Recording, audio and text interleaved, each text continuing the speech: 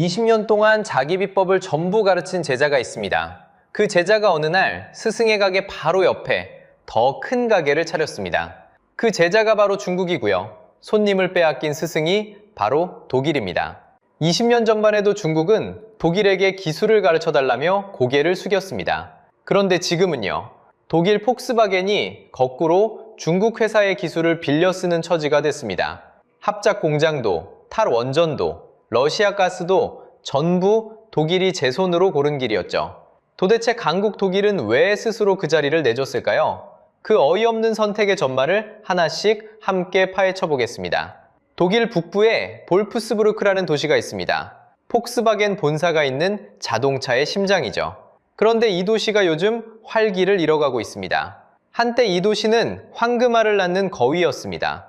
차를 만들면 만드는 족족 세계가 사갔거든요. 그 거위가 지금 시름시름 앓기 시작했습니다. 숫자로 보면요. 독일 경제는 2023년에 마이너스 0.3%, 2024년에 마이너스 0.2%를 기록했습니다.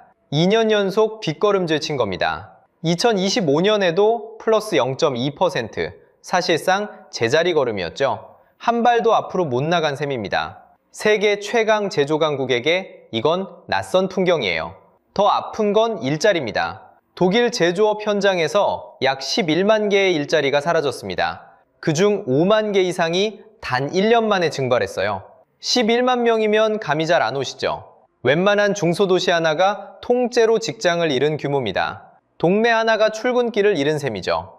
회사 이름을 대면 더 실감이 납니다.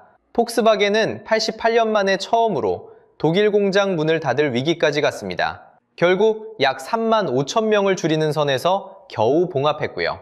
폭스바겐만이 아닙니다. 부품회사 보쉬가 2만 2천 명, ZF가 1만 4천 명, 철강회사 티센크루프가 1만 1천 명을 줄이기로 했습니다. 이름만 들어도 아는 간판 기업들이 줄줄이 감원카드를 꺼내든 거예요. 그 결과 2025년 한 해 독일에서 무너진 기업이 약 2만 3,900곳입니다. 10년에서 20년 만에 가장 많은 숫자죠. 자, 여기서 핵심입니다. 전쟁이 난 것도 아니에요. 천재지변이 덮친 것도 아니고요. 그런데 강국이 이렇게 휘청이고 있습니다. 더 이상한 건 따로 있어요. 누가 독일을 공격한 게 아니라는 겁니다. 독일이 스스로 무너졌다는 거죠. 도대체 강국이 왜 제 발로 무너질까요? 그 범인을 찾으려면 우리는 20년 전 독일이 내린 어떤 선택으로 돌아가야 합니다. 자, 여기서 핵심입니다. 독일은 당한 게 아닙니다. 제 손으로 골랐습니다. 누가 공격한 것도, 누가 등을 떠민 것도 아니었죠.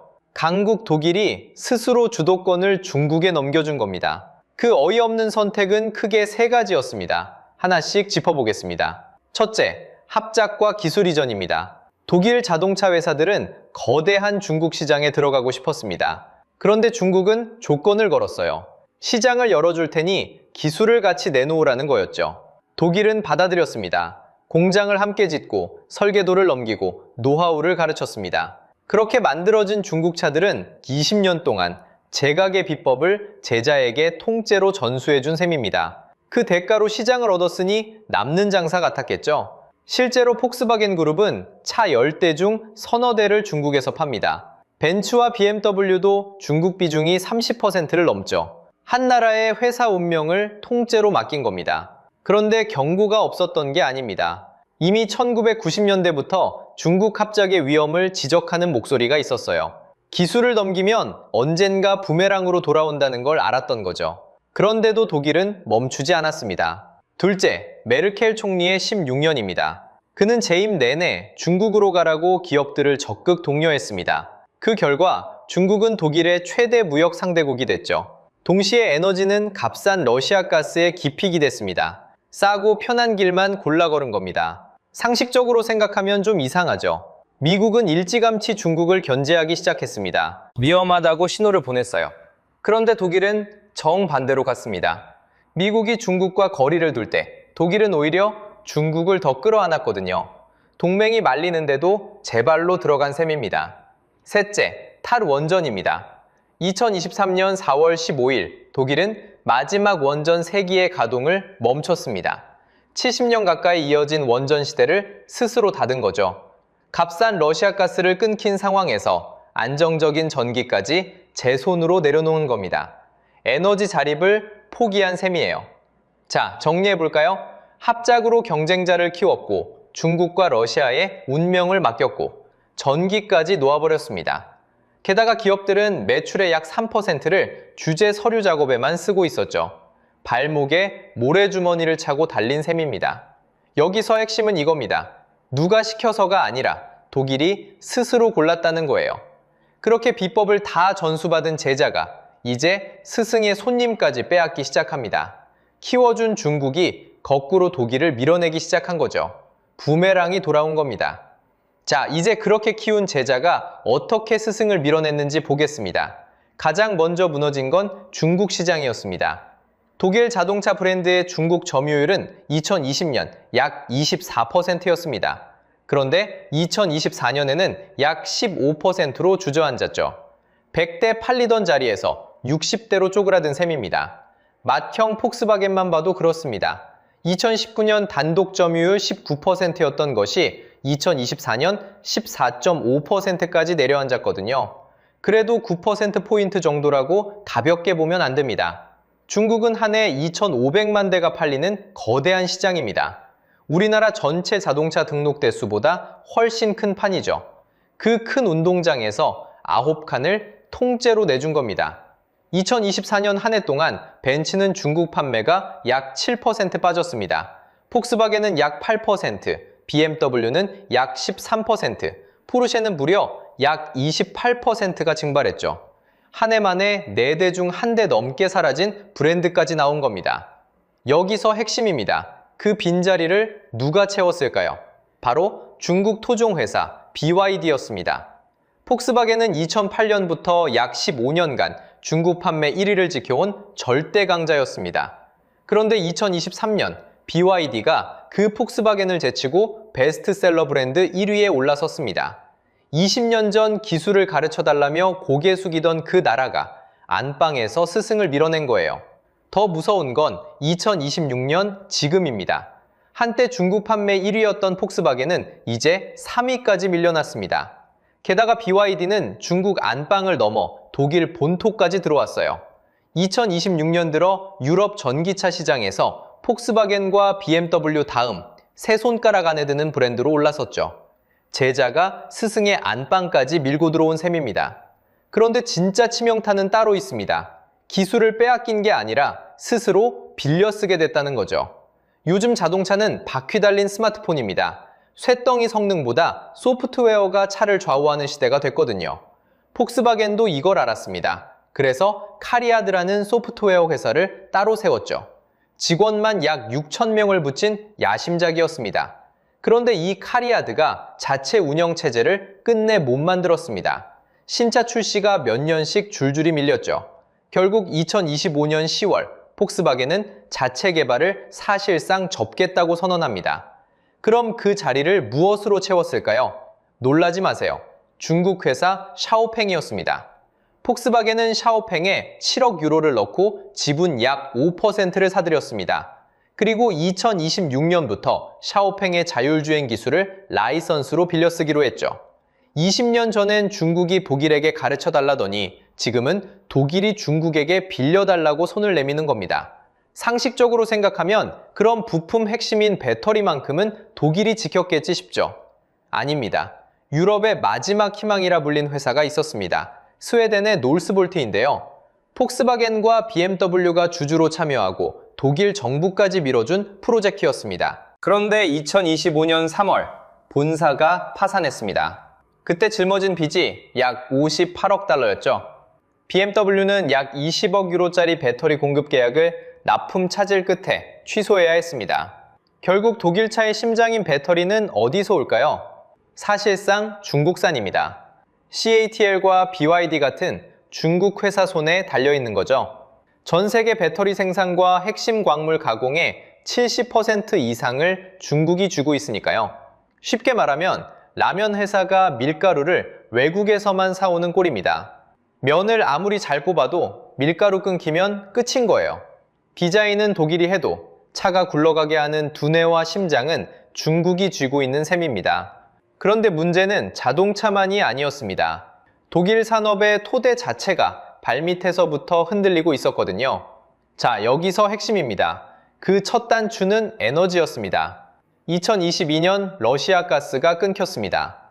그러자 유럽의 천연가스 도매가가 한 해 만에 약 10배로 뛰었어요. 치킨집 기름값이 1만 원에서 10만 원이 됐다고 생각해 보세요.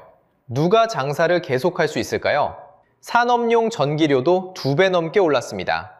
그 결과 2024년 독일 산업 전기료는 미국의 약 2.6배, 중국의 약 2.4배가 됐어요. 같은 물건을 만들어도 전기값만 2~3배를 더 무는 셈이죠. 공장이 버틸 재간이 없습니다. 그래서 어떤 일이 벌어졌을까요? 세계 최대 화학회사 바스프가 답을 보여줬습니다. 독일 본진의 시설 일부를 영구히 닫고 약 2,600명을 내보냈어요. 그러면서 어디에 돈을 썼을까요? 중국 잔장에 100억 유로짜리 새 화학단지를 지었습니다. 전기는 전량 재생에너지로 돌리고요. 쉽게 말하면요, 독일에서 빠져나온 공장이 중국으로 옮겨간 겁니다.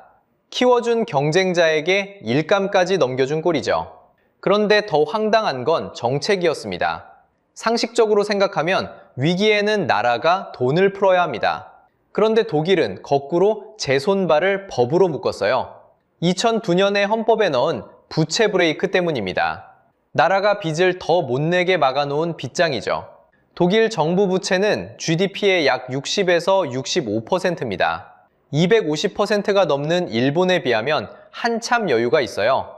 곳간에 돈은 있는데 법이 빚장을 채워둔 격입니다. 여기에 결정타가 하나 더 있었어요. 2023년 11월 독일 헌법재판소가 600억 유로짜리 기후기금 전용을 위헌이라고 판결했습니다. 산업에 부어야 할 투자 재원이 하루아침에 증발한 거예요. 위기를 막을 돈줄까지 법으로 끊긴 셈입니다. 물론 독일도 뒤늦게 빚장을 풉니다. 2025년 3월 부채 브레이크를 고쳐 5천억 유로를 푸는 반전이 일어나죠. 그 이야기는 잠시 뒤에 다시 하겠습니다. 자, 정리해보죠. 독일은 누가 공격해서 무너진 게 아닙니다. 에너지도 정책도 전부 제 손으로 활을 키웠어요.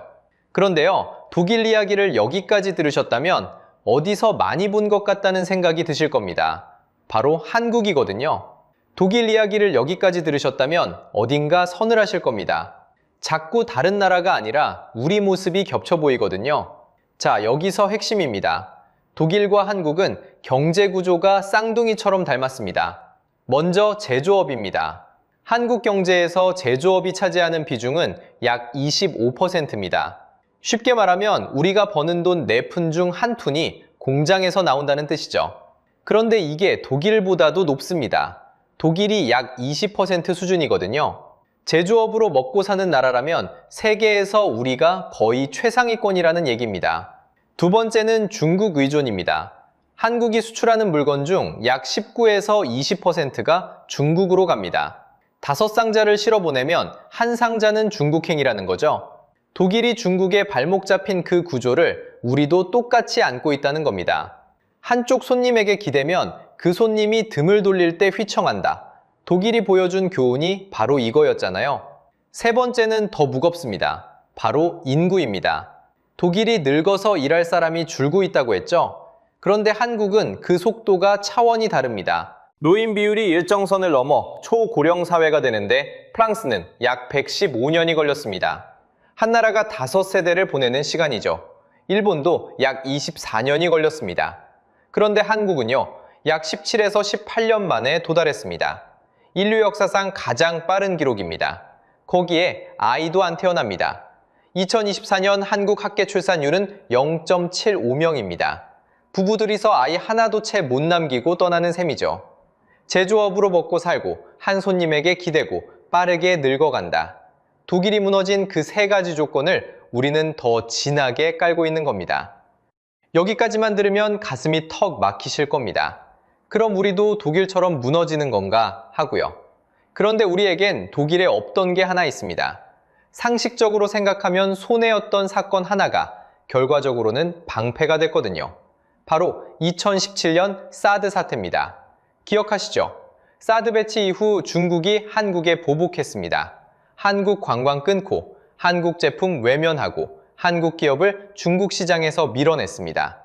그때 우리 기업들 정말 아팠습니다.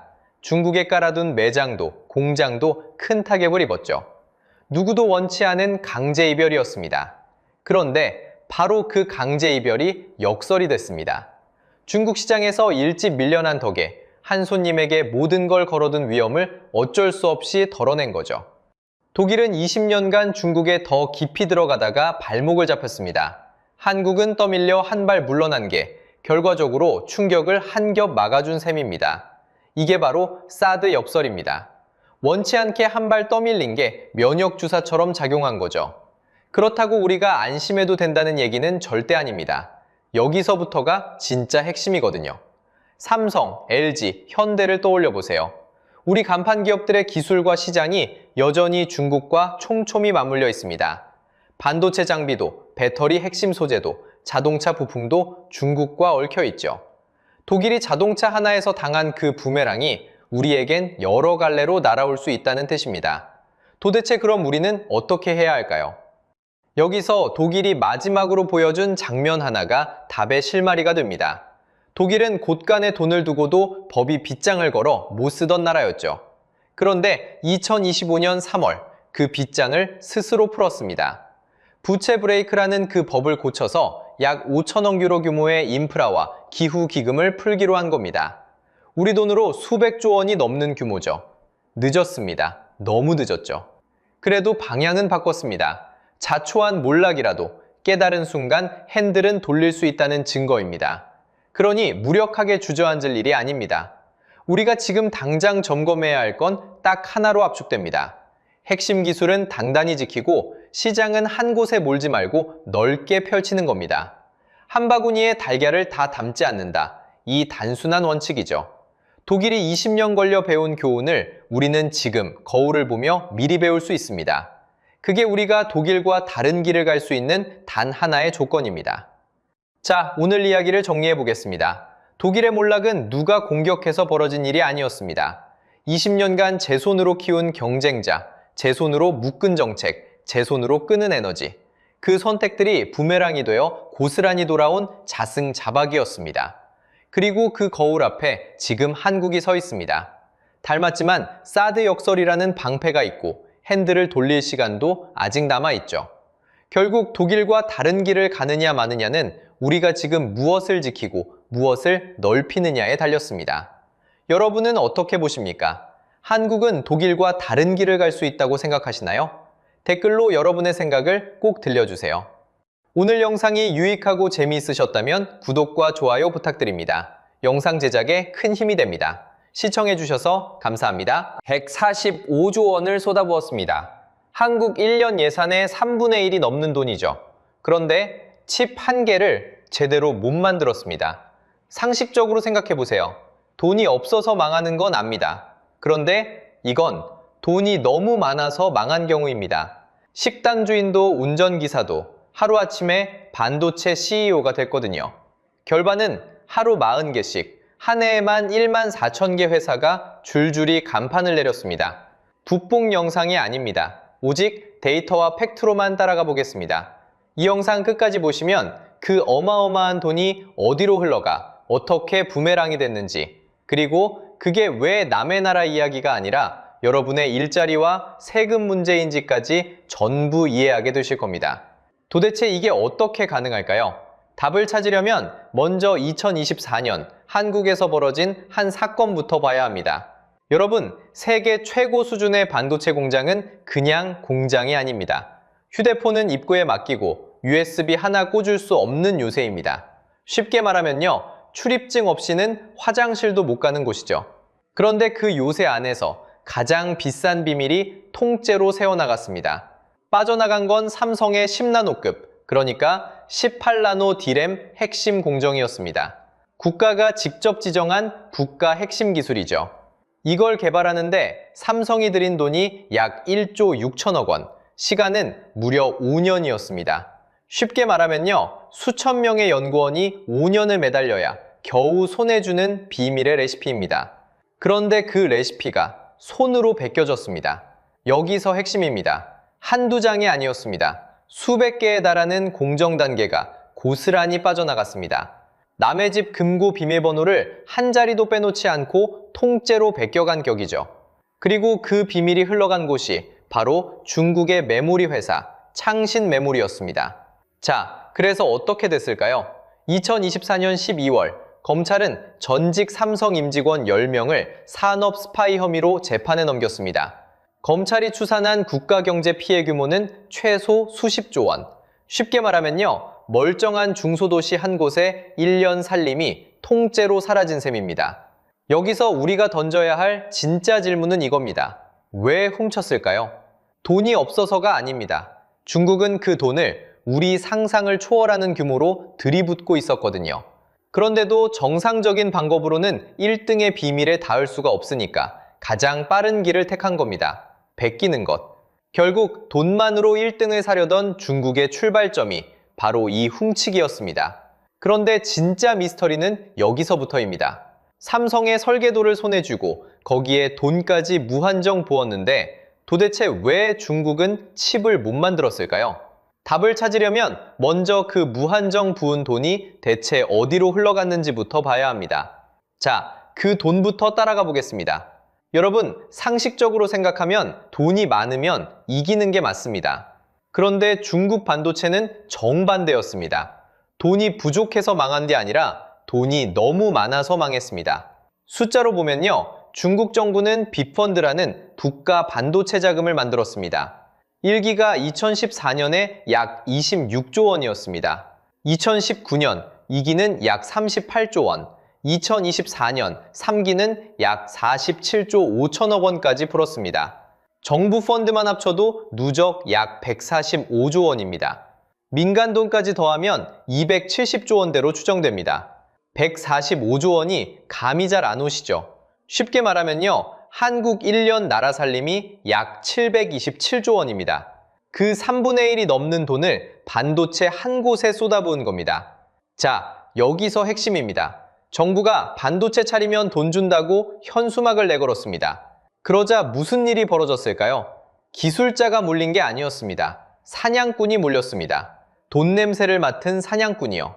식당 주인이 어느 날 반도체 회사 대표가 됐습니다. 트럭 몰던 운전기사가 갑자기 칩 사업가가 됐습니다. 반도체가 뭔지도 모르는 사람들이 너도 나도 간판을 걸었습니다. 왜냐고요? 칩을 만들어서가 아니라 보조금을 받으려고요. 결국 돈은 기술로 가지 않았습니다. 보조금 사냥으로 샜습니다. 공장을 짓는 척, 연구하는 척만 하면 나라 돈이 들어왔으니까요. 칩은 없어도 돈은 들어왔습니다. 그 결과가 어땠을까요? 숫자로 보면요. 2024년 한 해 문을 닫거나 사라진 중국 반도체 회사가 약 14,648개입니다. 2022년엔 5,746개, 2023년엔 19,900개였는데 해마다 폭증한 겁니다. 14,000개라는 숫자도 감이 안 오시죠? 잘게 쪼개보겠습니다. 하루에 약 40개씩 사라졌다는 뜻입니다. 여러분이 이 영상을 보는 20분 사이에도 중국 어딘가에선 또 한 곳이 조용히 간판을 내리고 있는 겁니다. 자, 여기까지 정리해볼까요? 돈이 없어서 망한 게 아닙니다. 돈이 너무 많아서 그 돈을 노린 사냥꾼들이 몰려서 망한 겁니다. 무한정 부은 돈은 기술이 아니라 사냥꾼들 주머니로 흘러들어갔습니다. 이게 바로 돈잔치의 엽설입니다. 그런데 말입니다. 이 돈잔치가 낳은 가장 황당한 작품이 하나 있습니다. 영화보다 더 영화 같은 대국민 사기극이죠. 그 작품의 이름은 우한 훅신입니다. 2017년 11월 중국 우한에 세워졌습니다. 시작부터 어마어마했습니다. 7나노, 당시 세계 최고 수준의 칩이죠. 첫 단추부터 그걸 만들겠다고 선언했습니다. 걷지도 못하는데 100m를 9초에 뛰겠다고 한 겁니다. 계획 투자금은 약 200억 달러, 우리 돈으로 18조 5천억 원이 넘습니다. 쉽게 말해 웬만한 대기업 하나를 통째로 짓는 돈입니다. 그런데 여기서 핵심입니다. 이 회사를 누가 세웠을까요? 반도체 박사들? 아닙니다. 발기인들 면면을 보면 식당을 하던 사람, 백주, 그러니까 중국 술을 팔던 사람이 끼어 있었습니다. 반도체는 평생 만져본 적도 없는 분들이죠. 더 황당한 건 주동자입니다. 자기 운전기사의 이름을 빌려 다명으로 회사를 세웠다는 정황이 보도됐습니다. 진짜 주인은 뒤에 숨어 있었던 겁니다. 문외한들이 18조짜리 회사를 세웠는데 신기하게도 거물 한 명이 합류합니다. 장상희, 세계 1위 파운드리 TSMC의 2인자까지 올랐던 인물입니다. 반도체 업계에서는 살아있는 전설이죠. 이런 사람이 왜 왔을까요? 바로 이 거물의 이름값으로 사람들이 안심하고 돈을 쏟아부었습니다. 간판이 그럴듯하니까요. 그런데 장상희가 와서 본 현실은 처참했습니다. 결국 그는 이 회사를 떠나며 한마디를 남깁니다. 내 인생 최대의 악몽이었다. 전설적인 엔지니어가 악몽이라고 부른 회사, 짐작이 가시죠? 그럼 그 18조는 어디로 갔을까요? 반도체의 심장이라 불리는 노광 장비가 있습니다. ASML이라는 회사가 만드는 한 대에 수천억짜리 기계죠. 우한욱 씨는 이 비싼 장비를 어렵게 한 대 들여옵니다. 그런데 칩을 찍는 데 쓰지 않았습니다. 그 장비를 은행에 담보로 맡기고 돈만 더 끌어다 쓴 정황이 드러났습니다. 기계가 일을 한 게 아니라 기계가 대출 보증을 산 겁니다. 쉽게 비유해 볼까요? 맛집 비법도 하나 없으면서 간판만 거대하게 단 식당입니다. 거물 주방장을 모셔왔다고 소문내니 손님은 줄을 섰죠.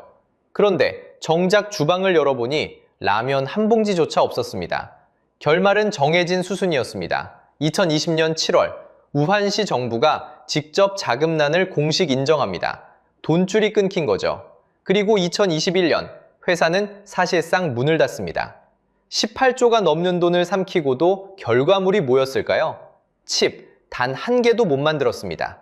0개입니다. 거대한 공장 부지는 잡초만 무성한 빈 땅으로 남았습니다. 돈이 너무 많아서 망한다는 말, 이보다 더한 증거가 있을까요? 그런데 말입니다. 우한욱 씨는 사기꾼이라서 망했다 칩시다. 진짜 무서운 건 따로 있습니다. 멀쩡한 회사도 진짜 인재를 제대로 모아놓고도 똑같이 무너졌다는 겁니다. 도대체 왜죠? 답은 간단합니다. 돈으로 살 수 없는 게 두 개 있거든요. 하나는 물리학이고 하나는 시간입니다. 먼저 첫 번째 벽, 장비입니다. 반도체 회로를 그리려면 빛으로 새겨야 합니다. 그 빛을 쏘는 기계가 이 UV라는 노광 장비예요. 쉽게 말하면요, 회로를 굽는 정밀 레이저 오븐입니다. 이 오븐 한 대 값이 얼마인지 아십니까? 약 4억 달러, 우리 돈 5천억 원이 넘습니다. 그런데 더 황당한 건요, 이걸 만드는 회사가 지구상에 딱 하나뿐이라는 겁니다. 네덜란드 ASML, 사실상 100% 독점이죠. 돈이 있어도 줄을 서야 사는 기계입니다. 그런데 중국은 그 줄조차 못 섭니다. 2019년 미국이 압박을 넣자 네덜란드가 빗장을 걸어버렸거든요. 그 결과 지금까지 중국의 EUV가 단 한 대도 들어간 적이 없습니다. 한 대도요. 2024년부터는 그 아래급인 DUV 장비까지 막아버렸습니다. 그럼 중국은 어떻게 칩을 만들까요? 낡은 가스버너로 버팁니다. EUV가 정밀 오븐이라면 중국이 가진 DUV는 옛날 가스버너예요. 한 번에 못 그리니까 굵은 매직펜으로 가는 글씨를 4번씩 덧칠합니다.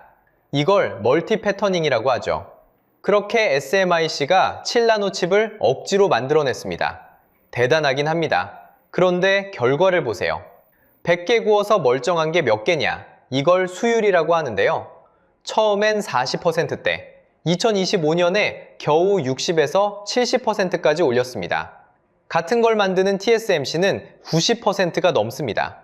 더 미세한 5나노로 가면요. 생산비는 TSMC보다 50%나 비싸고 수율은 3분의 1 토막입니다. 만들수록 손해보는 구조죠. 자, 여기서 두 번째 벽입니다. 이게 더 무섭습니다. 바로 소재예요. 회로를 새기려면 빛에 반응하는 약품을 발라야 하는데 이걸 포토레지스트라고 합니다. 쉽게 말하면요, 반도체의 잉크입니다. 그런데 이 잉크의 70%를 일본이 주고 있어요. 가장 고급인 EUV용은 일본 세 회사가 90% 이상 독점합니다. 손바닥만한 유리병 하나에 수십 조짜리 거대 공장이 무릎을 꿇는 겁니다. 게다가 2024년엔 일본 정부 펀드가 그 1일 회사를 9천억엔 넘게 주고 통째로 사들였습니다. 잉크 공급을 정치적으로 잠글 수 있게 된 거죠. 그런데 이쯤에서 이런 생각 드실 겁니다. 잉크쯤이야 직접 만들면 되는 거 아니냐? 우리 한국이 그 답을 보여줬습니다. 2019년에 일본이 똑같이 한국에 목줄을 죄었거든요. 그때 우리 포토레지스트 수입의 92%가 일본산이었습니다. 위기였죠. 그런데 한국은 동진 세미캠이 국산화에 뛰어들고 일본 회사 TOK까지 인천 송도에 공장을 지으면서 5년 만에 위기를 기회로 바꿨습니다. 그런데 중국은요, 그럴 대안이 없습니다. 그게 차이입니다. 결국 돈으로 못 사는 마지막 한 가지가 남습니다. 바로 시간이에요. 반도체는 레시피만 한다고 만들어지지 않습니다. 수십 년 동안 실패하고 또 실패하면서 쌓인 손맛, 그게 진짜 기술이거든요. 메시 한 명 데려온다고 동메 조기축구회가 우승할 수 없는 것처럼요.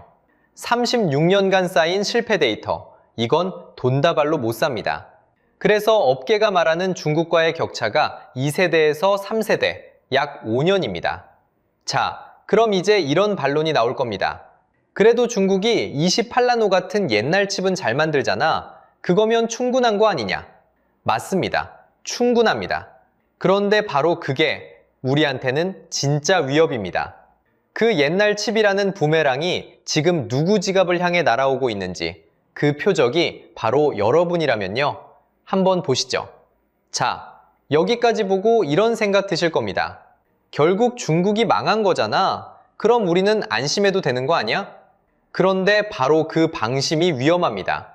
중국은 첨단을 포기하고 옛날 칩, 그러니까 레거시 시장으로 방향을 틀었습니다. 자동차와 가전에 들어가는 그 흔한 칩이죠. 성숙노드 생산 능력이 2023년에 벌써 세계의 3분의 1입니다. 그리고 2027년이면 대만마저 초월할 거라는 전망이 나옵니다. 무섭게 찍어내서 값을 후려치는 겁니다. 2024년 중국 안에서 칩 평균값이 10% 넘게 떨어졌습니다. 쉽게 말하면 손해를 보면서라도 시장을 망가뜨리는 좀비 때가 몰려오는 거죠. 오죽하면 미국이 2024년 말부터 조사에 들어갔고 중국도 미국 칩에 최대 300% 관세를 만지작거립니다. 그런데 그 좀비가 땅에서 몸싸움을 벌이는 동안 한국은 하늘로 날아올랐습니다. 숫자로 보면요. 삼성 전체 영업이익이 2023년엔 6조 5천억이었습니다. 그게 2026년 1분기에 57조가 됐습니다. 분기 기준 역대 최대 신기록이죠. 반도체 부문만 떼어봐도 매출 81조에 영업이익 53조입니다. 무려 29분기 만에 TSMC를 다시 넘어섰습니다. 비결이 뭘까요? 바로 HBM입니다. AI 그래픽카드 옆에 반드시 붙는 귀족 메모리죠. 이걸 SK하이닉스가 61%, 삼성이 18%, 합쳐서 한국이 약 80%를 쥐고 있습니다. 중국 몫은 사실상 0입니다. 그 잘난 엔비디아조차 HBM의 90%를 SK하이닉스에 의존합니다. 쉽게 말하면 세계 최고 AI 회사가 한국 앞에 줄을 서는 겁니다. 자, 그런데 여기서 진짜 핵심입니다. 이게 왜 여러분 이야기일까요? 반도체는 한국 수출의 약 21%입니다. 5 가운데 하나죠. 반도체가 흔들리면 일자리가 흔들리고 세금이 흔들리고 결국 여러분 연금까지 흔들립니다. 중국이 덤핑으로 망가뜨리려던 그 옛날 칩 시장이 지금은 없어서 못 파는 금값이 됐습니다. 좀비가 발밑을 노리는 동안 우리는 하늘에서 사상 최대 이익을 거둔 거죠. 그런데 안심하긴 이릅니다. 기억하시죠? 손으로 베껴간 그 18나노 도면. 그걸 받아 챙긴 창신 메모리는 2023년에 중국 첫 첨단 디램을 2024년엔 HBM2까지 만들어냈습니다. 훔친 설계도 한 장이 진짜 추격자를 키운 겁니다. 그런데 기술을 빼돌린 도둑들 처벌은 어땠나요? 댓글마다 솜방망이라는 분노가 터집니다. 저도 같은 생각입니다.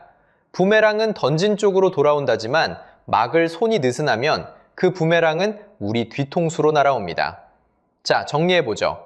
중국은 145조라는 돈으로 1등을 사려 했습니다. 그런데 돈으로 살 수 없는 세 가지 앞에서 무너졌습니다. 쌓이는 데만 수십 년 걸리는 시간, 소재와 동맹이 얽힌 시스템, 그리고 한 번 잃으면 끝인 신뢰. 그 셋은 통장 잔고로 결제되지 않거든요. 하지만 그 돈잔치가 남긴 부메랑은 지금도 우리 일자리와 연금을 향해 날아오는 중입니다. 여러분의 월급과 연금이 사실은 이 손톱만한 칩 하나에 얼마나 단단히 묶여 있는지 오늘 처음 실감하셨다면 같은 시선으로 다음 이야기도 함께 추적해 보시죠. 오늘 영상이 도움이 되셨다면 구독과 좋아요 부탁드립니다. 시청해 주셔서 감사합니다.